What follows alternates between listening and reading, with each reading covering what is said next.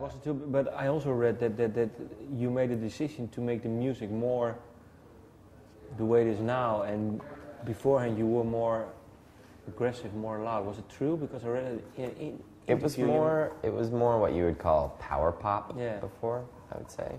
I think that, well, there was never a moment where we consciously said we need to move into this genre or something. But absolutely, listening to the stuff that we listened to in New York changed the sound of our music substantially. Which was? Like, what were we listening to? Just New York bands like Les Savy Fav, Liars, Yeahs and Strokes, of course, TV on the Radio, Oxford Great Collapse. band. Great band. I mean, the fact is, New York is just full of really great bands. I mean, there are a lot of really crappy ones too. Sorry. No, okay, sorry. But do you speak to them? Is there some kind of, because people say there is a scene, but is there a scene with people interacting and talking to each other and maybe digging? Yeah, I think there is a scene. We're not really part of the scene, but because I think when we moved out there, those bands that's around the time those bands started to get established. I think Is This It? Strokes' first album came out maybe 6 months after we moved to New York. So that's when the New York scene started to kind of get big. And the Yeahs were getting big that next year. So we, at that time, like I said, we weren't much of a band. I mean, we did play shows, but there are a million bands in New York that play shows. So we don't know any of those people. No, we do have a couple of bands in New York that have grown up more, on our timeline, like that have just started to mature in the last year or two.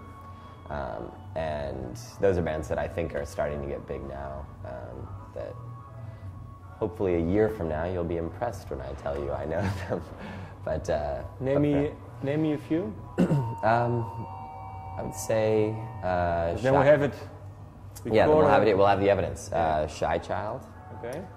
Oxford Collapse, and Bishop Allen would probably be my three bets for 2006. Okay.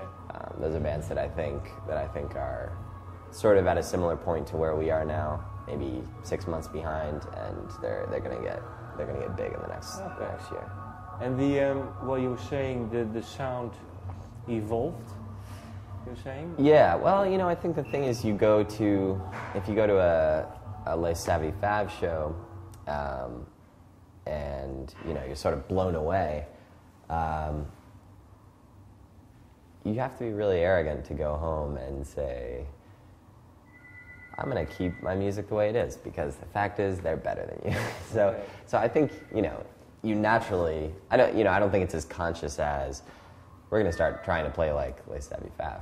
But it sinks in, you watch all these bands that are, better than you, and you basically start to try to be more like them. But how did you talk about it with the three of you, or how does it go, or is it something more subconscious? No, I think it's more subconscious. I mean, when I identify this pattern, it's only in retrospect. Okay. It's only looking back and saying, acknowledging that music has clearly had an effect on our music.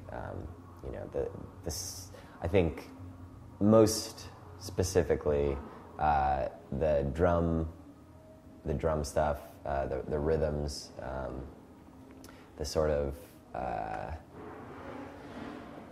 robotic time signatures where Michael will sometimes be playing in 3 or something, even though the song's in 4, so that the pattern kind of switches where it is on the beat.